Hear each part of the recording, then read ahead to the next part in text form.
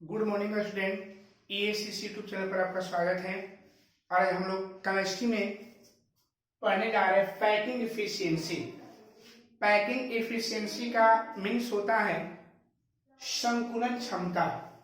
संकुलन क्षमता संकुलन क्षमता होता क्या है, रियल में समझ लिया जाए कि मान लिया जाए एक कैमरा है, एक कमरा है और कमरा में मान लेते हैं कि हम वहां पर खड़े हैं।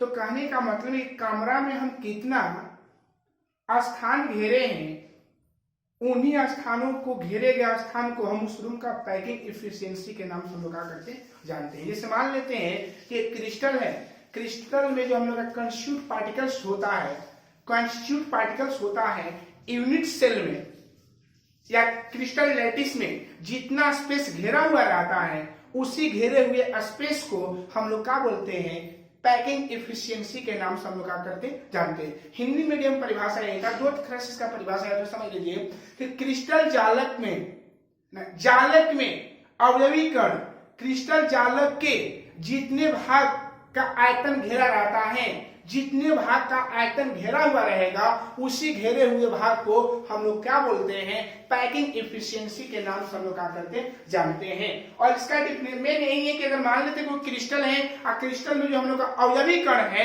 वो क्रिस्टल जालक के कितना भाग आयतन का घेरा हुआ है, उस क्रिस्टल जालक का, उस क्रिस्टल लैटिस का कितना पार्ट वैल्यू में वो ऑक्यूपाई किया है, घेरा हुआ है, उस घेरे हुए पार्ट्स को हम लोग क्या बोलते हैं, पैकिंग इफिशियंसी के नाम से हम लोग क्या करते जानते हैं। और एक डिफिनेशन आप लोग में ऐसा है कि the ratio of the volume of the unit cell, the ratio of the volume of the unit cell that is occupied by the sphere to the volume of the unit cell.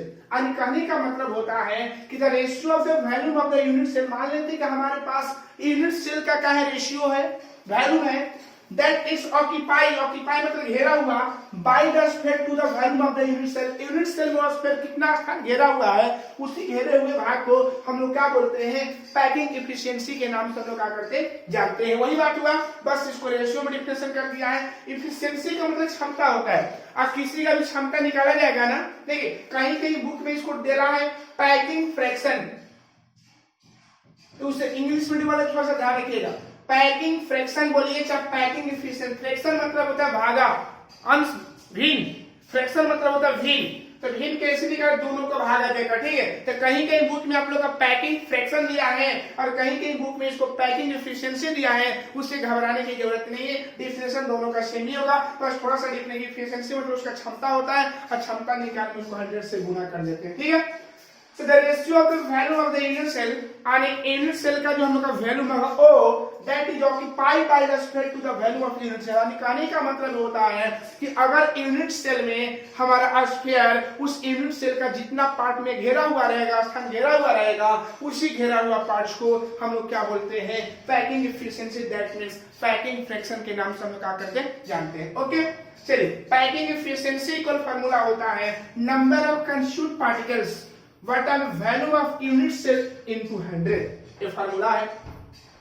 अब देखिए आप थोड़ा सा गौर करिएगा, हम तो बोल रहे हैं कि नंबर ऑफ कंस्टिट्यूट पार्टिकल्स, तो आप ही बताइए कि नंबर ऑफ कंस्टिट्यूट पार्टिकल्स मान लेते हैं 1 हो सकता है, 2 हो सकता है, 3 हो सकता है, 10 भी हो सकता है। तो आप ही बताइए बाबू लोग कि अगर 10 गो होगा, नंबर ऑफ 10 होगा, तो 10 गो में हर एक का वैल्यू याद रखिए, जो कंस्टिट्यूट पार्टिकल होता है ना, वो सबका साइज सेम ही होता है। और जो हम लोग का कंस्टिट्यूट पार्टिकल जो होता है हमेशा वो स्फीयर के रूप में ही माना जाता है। तो आप ही बताइए बाबू कि जब 10 गो जोड़ा जाएगा, 10 गो पर रहेगा, तो एक स्फीयर का वैल्यू निकालकर 10 से मल्टीप्लाई कर देंगे कि नहीं, कर सकते हैं ना बाबू। तो ही बोला गया है कि number of constituent particles into value of one constituent particle.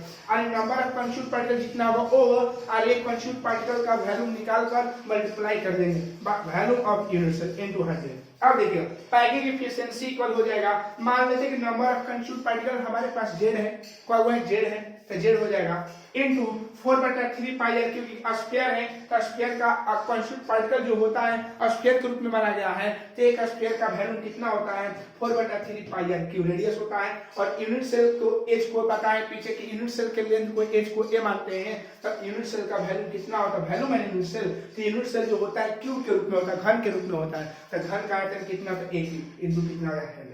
तो याद रखिएगा कि अगर किसी का भी पैकिंग एफिशिएंसी निकालना होगा तो पैकिंग एफिशिएंसी निकालने का हम लोग का फार्मूला यही होता है। ओके, क्लियर है। चलिए अब हम लोग लाइन बाय लाइन पढ़ेंगे कि इसका पैकिंग एफिशिएंसी कितना होता है। ओके चलिए, अब यहाँ पर हम लिख रहे हैं, देखिए बाबू नंबर हम ये डालने जा रहे हैं पैकिंग एफिशिएंसी में। देखिए अब लिख रहे हैं नंबर है, इसमें डाल रहे हैं 4, ऐसे लिखेगा पैकिंग इफिशियंसी, पैकिंग एक मिनट बाबू, पैकिंग इफिशियंसी नंबर में डाल रहा है packing efficiency of SCC unit cell, SCC unit cell. हम पैकिंग एफिशिएंसी किसका पढ़ने जा रहे हैं, एससीसी, यानी एससीसी यूनिट सेल का हम पैकिंग एफिशिएंसी निकाले, ठीक है। तो इसका पहले डिफिनेशन थोड़ा जानिए, फिर दोबारा लिखवा रहे हैं, है ना। तो लिखिएगा the constituent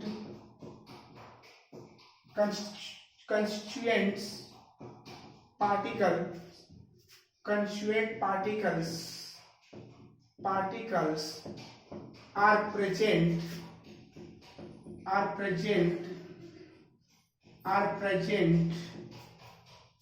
at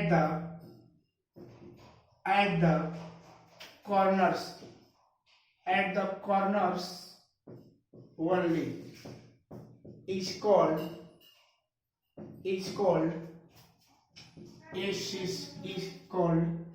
ACC unit cell. आप लोग पीछे पढ़ते हैं कि एससीसी यूनिट सेल किसे कहते हैं, तो बोलिएगा कि the constituent particles are present eight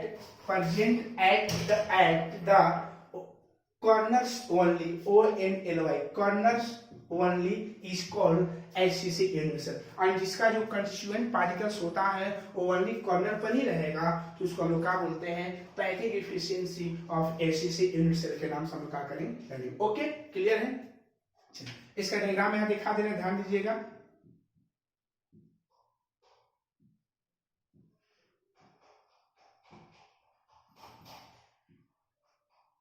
यहां होता है, देख लीजिए यहां पर ऐसे, क्लियर है, क्लियर है ना बाबू।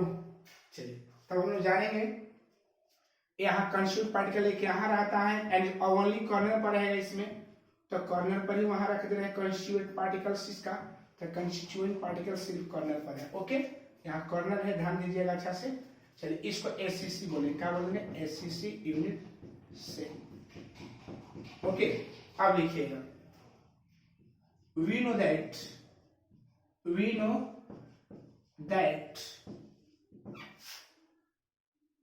Z equal 1 for SCC unit cell. आप लोग जानते हैं कि Z इक्वल 1 होता है किसके लिए, एससीसी यूनिट सेल में Z का वैल्यू कितना, तो 1 होता है। लिखवाए थे कि एससीसी यूनिट सेल में Z का वैल्यू 1 होता है, बीसीसी में Z का वैल्यू 2 होता है। एंड Z का मतलब होता है कि total number of atom and total number of constituent particles. अगर कोई पूछेगा कि एससीसी यूनिट सेल में टोटल नंबर ऑफ पार्टिकल्स कितना, का 1 होता है, ठीक है। चलिए अब यहाँ पे लिखा जाएगा कि पैकिंग इफिशियंसी, तो पैकिंग इफिशियंसी हम लोग निकाले एससीसी का, तो क्या होता है Z इंटू 4/3। अच्छा Z इक्वल 1 होता है, एक मिनट, और इसमें एक और होता है R इक्वल A/2। आप लोग पढ़े होंगे एससीसी के लिए रिलेशन, तो A का वैल्यू निकालेंगे तो कितना हो जाएगा, 2R हो जाएगा। ए भी क्लियर हो गया। अब नीचे लिखेंगे यहाँ पर packing efficiency,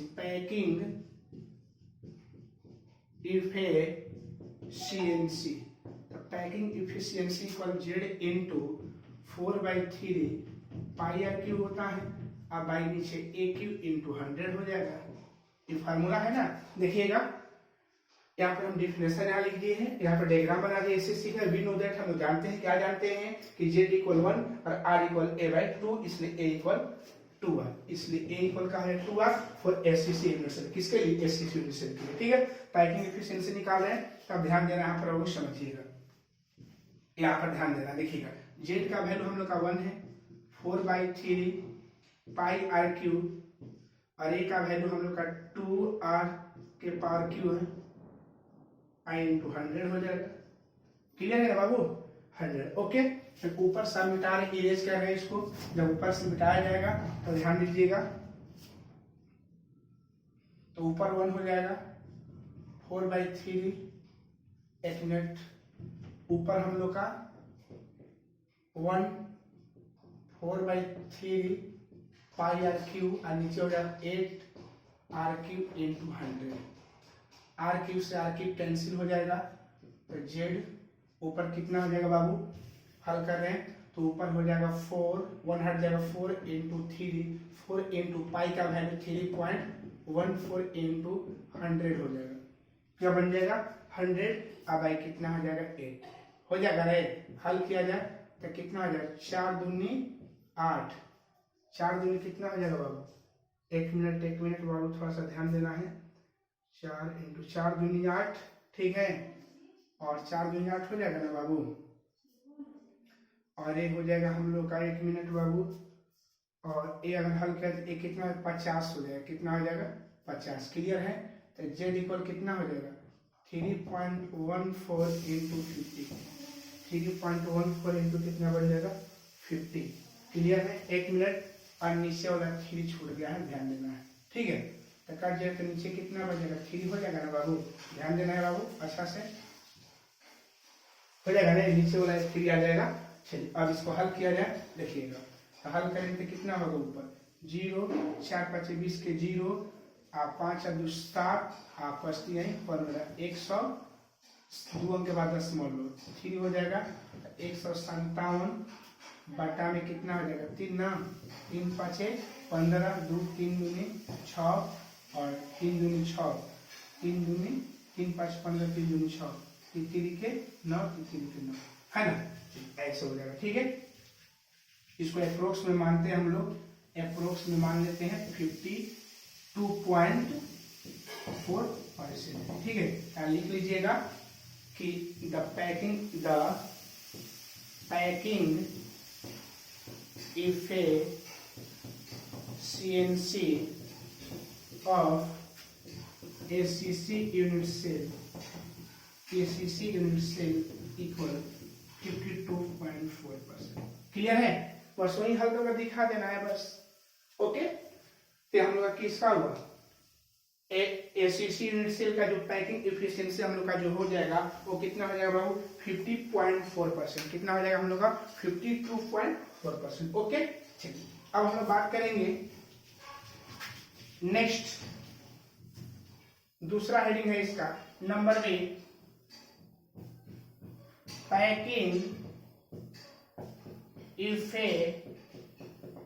efficiency of BCC unit cell. ठीक है, packing efficiency of BCC unit cell, तो इसका भी लिखवा है the constituent particles are present, the constituent particles are present at the corners as well as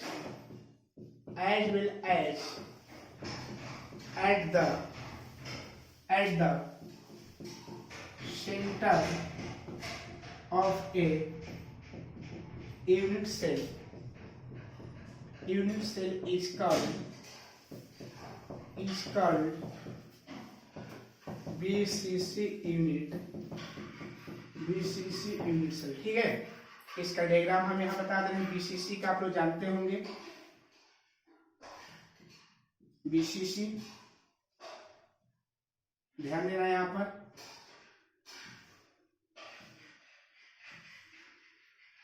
BCC यहाँ पर हो जाएगा कंस्यूम पार्टिकल, इसका कॉर्नर पर रहेगा। अब कॉर्नर के साथ साथ एज वेल एज, कॉर्नर के साथ साथ एज वेल एज कहाँ रहेगा हम लोग का, इसके एक सेंटर पर रहेगा ना। A B C C unit से, ठीक है। अब नीचे हल किया जाए, इसके नीचे वी नो दैट हम लोग जानते हैं जेड इक्वल का होता है इसके लिए 2 और आर इक्वल कितना होता है, आर इक्वल √3/4 इंटू का हो जाएगा ए, मल्टीप्लाई करेंगे और 4r इक्वल √3 क्लियर है। इसलिए ए का वैल्यू निकालेंगे तो 4/√3 और ऊपर r हो जाएगा, ठीक है। यहाँ लिखिएगा 4BCC unit cell, 4BCC unit cell. तो BCC यूनिट सेल में हम लोग कितना होता है ना बाबू, हो जाएगा। चलिए अब यहाँ लिखेंगे पैकिंग इफिशियंसी। कौन इफिशियंसी बाबू, packing efficiency equal Z into 4/r³ नीचे a³ इंटू कितना बन जाएगा हम लोग का 100। ओके, यहाँ पर अब हल किया जाए, ठीक है बाबू। यहाँ कर दे रहे हैं, देखिएगा जब तक जेड का वैल्यू इसका 2 हो जाएगा 4/3, पाई का मान 3.14 बैठा दें डायरेक्ट, 3.14 यहाँ r³ हो जाएगा। और नीचे हम लोग का हो जाएगा ए का वैल्यू कितना है बाबू, तो ए का वैल्यू हम लोग का है 4/√3 इंटू r³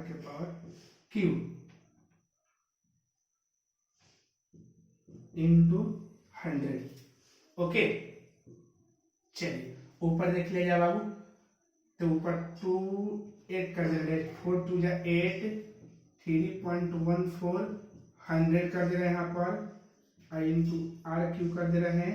और नीचे हो जाए 4 के 16 चौके 64, और नीचे हो जाए कितना 3√3 इंटू r³ हो जाएगा। r³ से r³ कट जाएगा ना, तो क्या बचेगा ऊपर 8 इंटू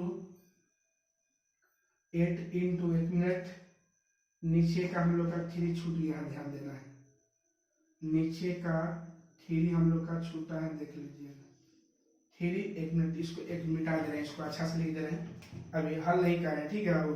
तो देखिएगा 2 इंटू 4/3 3.14 इंटू 100 इंटू r³, और नीचे हो जाएगा 64, और नीचे 3√3 और यहाँ r³ हो जाएगा। क्लियर है ना, क्लियर है, देख लीजिए अच्छा से बाबू, ठीक है। यहाँ पर अब देखिए क्या करना है, ऊपर वाले को मिटा दे रहे हैं ना। चलिए ऊपर वाले को जब मिटाएंगे तो हम लोग क्या बनेगा, ध्यान दीजिएगा। 2 पार्ट कर दे रहे हैं, चलिए तो कितना हो जाएगा, यहाँ पर ध्यान दे रहा है बाबू।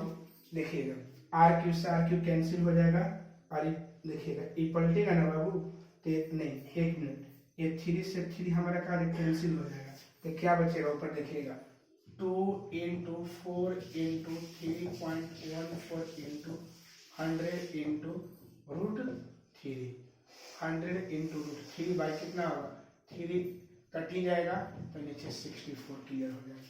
नीचे कितना बन जाएगा, बन जाएगा 64। ओके, चलिए क्लियर हो गया बाबू। ध्यान दें 2 इंटू 4 इंटू 3.14 इंटू 100, r³ से r³ कैंसिल हो जाएगा, 3 से 3 कट जाएगा, √3 कट जाएगा। अब देखिएगा यहाँ पर ध्यान दें, ये हो जाएगा 32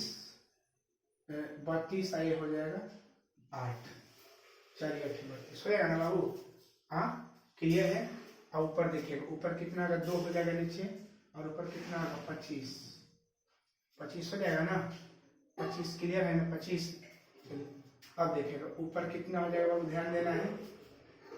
ऊपर जब गुना करेंगे तो 25 चौके 100, अब 25 25 25 25 और 10 35, अब 25 3 75 और 3 78, कौन के बाद दशमलव 2 अंक के बाद हो जाएगा ना, 2 अंक के बाद इंटू रूट 3 बाई कितना हो जाएगा 2। क्लियर है? चलिए अब यहाँ पर हल कर, 2 से कटा दे रहा था, 2 3 आई 6 और 2 9 18, 2 2 4 2 5 10 और गुने रूट 3। ओके, तो 39.25 गुने 1.73। Okay, 39.25 into 1.73। इसको हल करिएगा तो आएगा अप्रोक्स में 68%। 68 जब इसका मल्टीप्लाई करिएगा तब, ठीक है ना? ओके, तब देख लिए बीसीसी यूनिट सेल का। We know that z equal to r equal, इतना हल करिए, एक का वैल्यू निकालिए for BCC unit cell. Packing efficiency का फार्मूला हम लोग का ये होता है z into 4/3 pi r cube. मान पुट करने ही रहा होगा, तो कैलकुलेशन है, हल की इतना है, ठीक है ना? तो नीचे लिखिएगा, अब यहाँ पर नीचे अब लिखा जाए, नीचे 10 packing efficiency of BCC unit cell equal 68%। कितना परसेंट? 68%। ओके, तो किसका हो गया? BCC यूनिट सेल का। क्लियर है? ठीक, अब हम अगला पॉइंट पढ़ने जा रहे हैं। याद रखिएगा कि packing efficiency of BCC unit cell का पैकिंग इफिशियंसी कितना होता है, तो क्या बोलिएगा? 68%। ओके, अगला हम बात करने जा रहे हैं बाबू थर्ड में, packing efficiency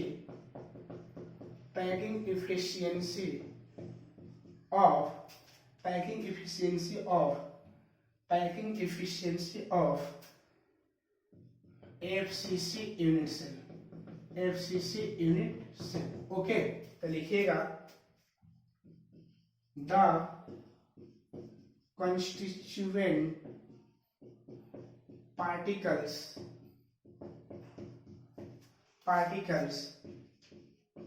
are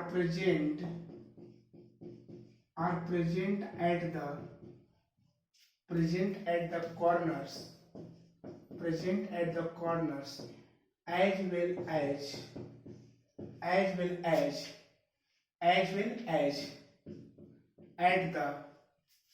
at the center of the face of a unit cell is called FCC unit cell. देखिए वही डेफिनेशन है कि the constituent particles are present at the corners as well as at the center of the face of a unit cell। अगर कहने का मतलब ये होता है कि वैसा यूनिट सेल होता है जिसका जो कंस्टिट्यूएंट पार्टिकल कॉर्नर पर तो होता है, साथ ही साथ एक यूनिट सेल के फेस के सेंटर पर भी होता है, तो उसको हम बोलते हैं कि FCC unit cell. Okay, FCC unit cell का डायग्राम बता दिए हैं, देखिए अब एफसीसी यूनिट सेल का मेरा डायग्राम उतारे, यहाँ पर ध्यान देना है। एफसीसी यूनिट सेल, ठीक है। ओके, यहाँ ऐसे ऐसे ऐसे और ऐसे हो गया। क्लियर है?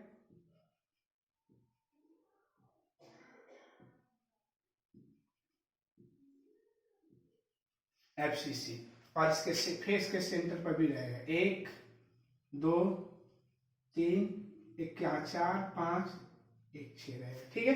इसको बोलते हैं क्या? FCC unit cell. ओके, चलिए इसमें लिखा जाए कि वी नो दैट हम लोग जानते हैं कि इसका जेड इक्वल क्या होता है? 4 होता है। जेड इक्वल 4 और आर इक्वल होता है a/2√2। इसलिए a जब निकालेंगे तो 2√2 इंटू आर हो जाएगा।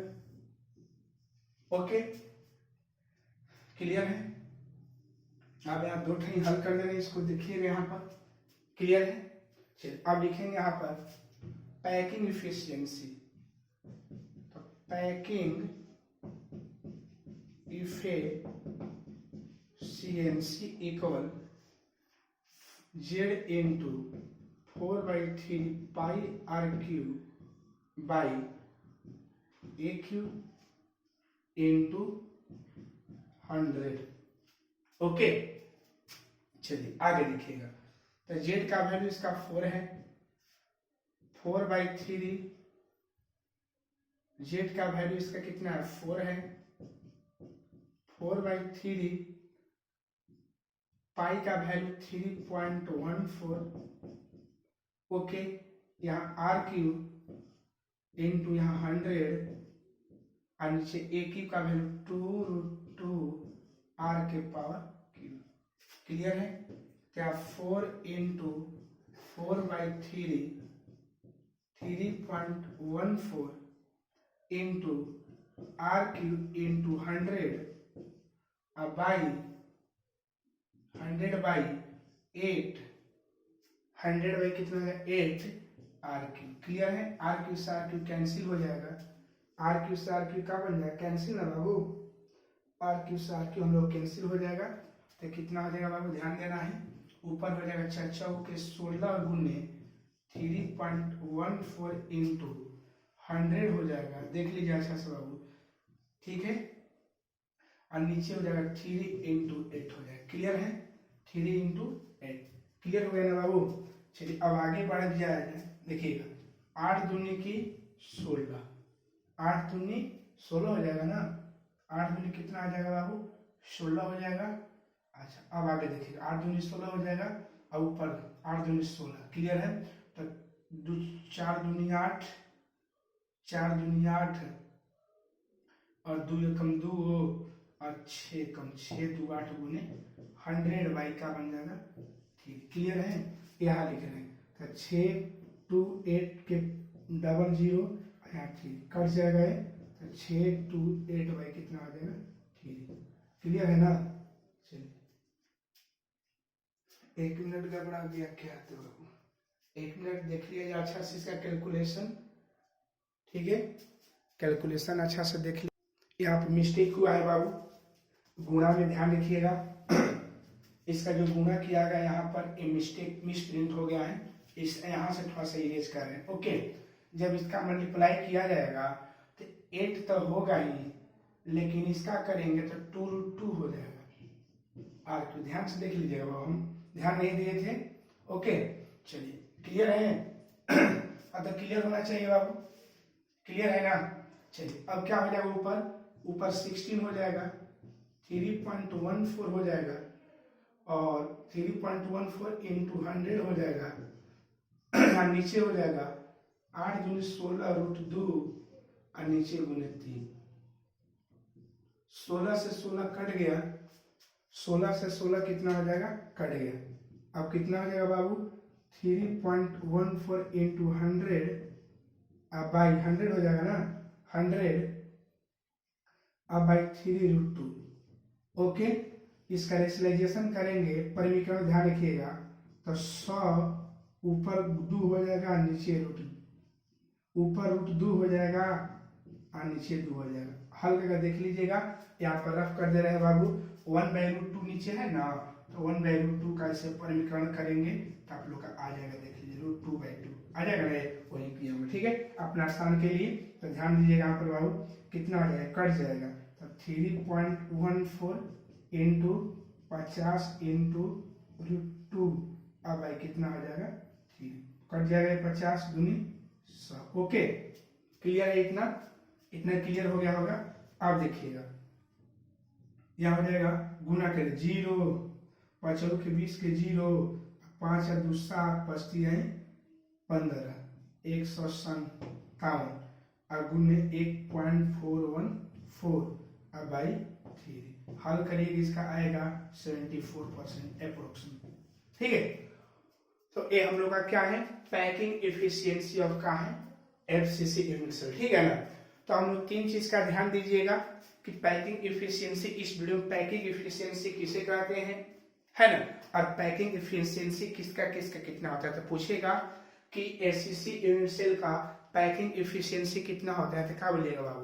तो एसीसी यूनिट सेल का जो पैकिंग इफिशियंसी होता है 52.4% होता है, ठीक है। बीसीसी का 68% और एफसीसी का 70 का 4% होता है, ठीक है। तो ये क्या है बाबू, packing efficiency of FCC unit cell, packing efficiency of BCC unit cell, packing efficiency of कहा जाएगा एफसीसी यूनिट सेल, ठीक है। देखिए इफिशियंसी का मतलब होता है कि अगर कोई भी यूनिट सेल में जितना हम लोग का स्फीयर उसका ऑक्यूपाई स्पेस को ऑक्यूपाई किया रहेगा उसी को हम लोग क्या बोलते हैं, एक पैकिंग इफिशियंसी। अगर कोई पूछेगा कि एससीसी यूनिट सेल में जितना हम लोग का स्फीयर होता है वो कितना स्थान घेरा हुआ रहता है, तो कितना आ जाएगा 52.4%, बीसीसी में 68% और एफसीसी में 74%। अगर कोई पूछेगा कि पैकिंग इफिशियंसी सबसे हाई किसका होता है तो क्या बोलिएगा एफसीसी का, और सबसे किसका होता है एससीसी का।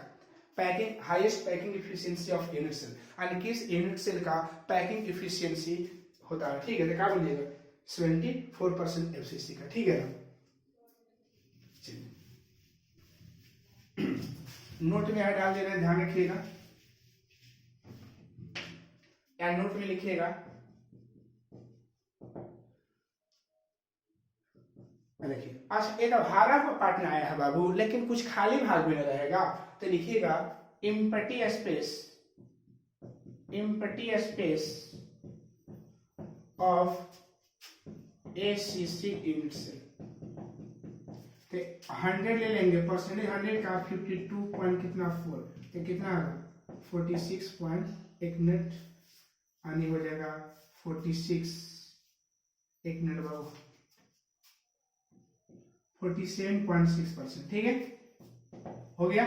चलिए दूसरा लिखिएगा empty space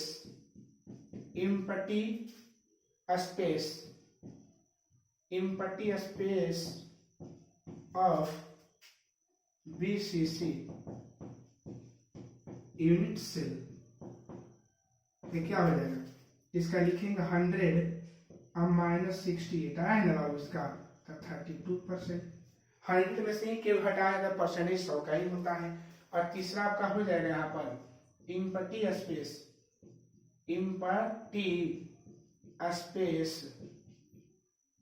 space of FCC unit cell,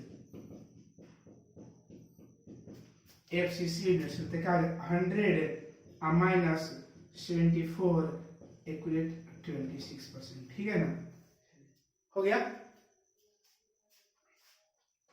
ना बाबू।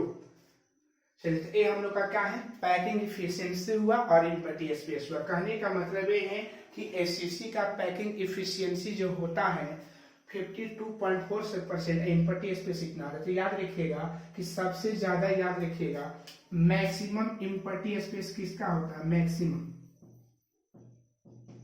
और मिनिमम किसका होता है, मिनिमम। मीन खाली डाल लीजिएगा। तो अगर कोई पूछेगा कि किसका एम्प्टी स्पेस सबसे हाई होता है, तो हाई सबसे ज्यादा मैंने खाली स्थान किस में ज्यादा रहता है, तो किसका एसीसी है, कितना होता है 47.6 एम्प्टी बोल रहे हैं, ठीक है।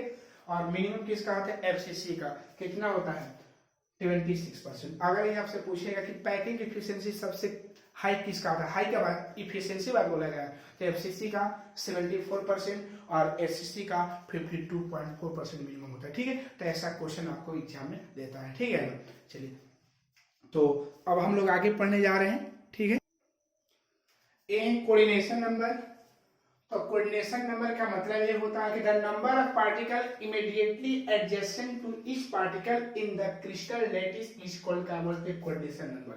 यानी बोला गया कि अगर मान लेते हैं जो हम लोग का कॉन्स्टिट्यूट पार्टिकल जो होता है जितना हम लोग क्रिस्टल में टचिंग किया हुआ रहता है उसको हम लोग क्या बोलते हैं, कोऑर्डिनेशन नंबर। जैसे मान लीजिए कि एग्जांपल हम अगला वीडियो लेकिन अभी फर्स्ट इंप्लीमेंटेशन डाल दिए हैं, है ना। It is denoted by CN, इसको सीएन से हम लोग क्या करके इंडिकेट करते हैं, ठीक है। सीएन का मतलब कोऑर्डिनेशन नंबर, ठीक है। अच्छा, हाई प्रेशर इंक्रीजेस सीएन, यानी जैसे ही टेम्परेचर बढ़ाते हैं वो सीएन का होता है इंक्रीज कर जाता है, प्रेशर, और जैसे ही टेम्परेचर को बढ़ाते हैं वो सीएन क्या करता है, डिक्रीज करता है। एक क्वेश्चन आता है कि प्रेशर को हाई करने पर सीएन नंबर क्या करता है, इंक्रीज करता है, और टेम्परेचर को हाई करने पर क्या करता है, डिक्रीज करता है। ठीक है, याद रखिए पॉइंट 1 नंबर में कि the CN of ACC 6, the CN of BCC 8, the CN of FCC कितना का 12 होगा। ठीक है, लेकिन समझिएगा रियल में कोऑर्डिनेशन नंबर होता है। जैसे मान लेते हैं कि एक, जैसे मान लेते हैं कि हम एक डायग्राम बना रहे हैं, आगे हम वीडियो में इसको बताएंगे, हम 2 डायमेंशन बता रहे हैं। ठीक है, जैसे मान लेते हैं कि अगर एक गोला जितने गोले को टच करता है, touching of the sphere in the one dimensional, अगर वन डायमेंशनल में अगर हम लोग का जितना गोला टच किया रहा है, एक गोला जितने स्फीयर को टच करता है वही इसका कोऑर्डिनेशन नंबर है। जैसे मान लेते हैं कि यहाँ पर देखिए इस स्फीयर का बात करिए, ए वाला जो स्फीयर है हम लोग कितने गोले से टच किया है, 2, एक ए भी किससे, 2 से, तो इसका कोऑर्डिनेशन, इसका सीएन नंबर कितना आ जाएगा, 2 हो जाएगा। तो touching of the square in the crystal lattice, यानी कहने का मतलब क्रिस्टल लैटिस में जितना हम लोग का स्फीयर टच किया हुआ रहेगा उसी को हम लोग क्या बोलते हैं, कोऑर्डिनेशन नंबर के नाम से हम लोग क्या करते हैं। तो इसका जो इस लाइन में जो इसका कोऑर्डिनेशन नंबर 2 होगा, क्योंकि इसमें क्या है, एक स्फीयर 2 स्फीयर को टच किया इसलिए 2 होगा। ठीक है, एक और देखिएगा, एक और देखिए, एक देखिए बना रहे एक फिगर और, ठीक है,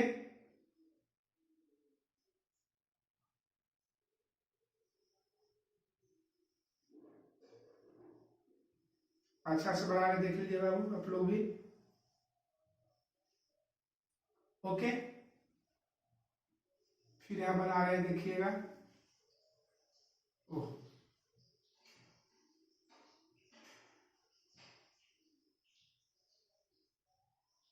ओके, क्लियर है ना।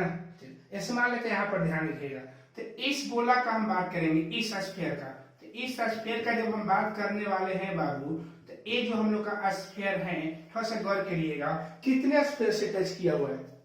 ये जो हम लोग का स्फीयर है, ये वाला स्फीयर है, ये हम लोग का कितने, एक मिनट थोड़ा अच्छा नहीं बन पाया है, लेकिन थोड़ा समझिएगा कि इसका इस स्फीयर का कोऑर्डिनेशन नंबर कितना होगा, 4 होगा, क्योंकि 4 से स्फीयर किया टच किया हुआ है। तो यही आप लोग का touching of the square in the crystal lattice, अगर हम लोग का जितना हम लोग का स्फीयर टच किया हुआ रहेगा क्रिस्टल लैटिस में, उसी को हम लोग का बोलते हैं कोऑर्डिनेशन नंबर। इमीडिएटली मतलब होता है टच कर, एडजस्टमेंट मतलब निकटवर्ती जो टच किया रहेगा। ठीक है, तो उसको हम लोग क्या बोलते हैं, कोऑर्डिनेशन नंबर। ठीक है, तो इस डायग्राम को हम लोग अगले वीडियो में पढ़ते जाएंगे कैसे समझा जाता है, लेकिन याद रखिएगा कि कोऑर्डिनेशन नंबर किसे कहते हैं, तो the number of particles immediately adjacent to each other particle in the crystal lattice. किसी क्रिस्टल लैटिस में हम लोग का जो पार्टिकल्स होता है इमीडिएटली मतलब टच किया हुआ रहता होता है, एडजेसेंट सामने एडजेसेंट साइड से टच किया हुआ रहेगा टू ईच द पार्टिकल, मतलब हर एक पार्टिकल से, इसको क्या बोलते हैं, क्रिस्टल, इसको क्या बोलते हैं, कोऑर्डिनेशन नंबर। ठीक है, it is denoted by CN होता है, और इसका मेन पॉइंट है कि हाई प्रेशर इंक्रीजेस सीएन और high temperature decreases CN. The CN of ACC equal 6, the CN of BCC equal 8, the CN of FCC equal 12 हो जाएगा। ठीक है, तो इस वीडियो में इतना ही, और ये वीडियो पसंद आया होगा तो लाइक और सब्सक्राइब करना भूलिएगा। जय हिंद, जय भारत।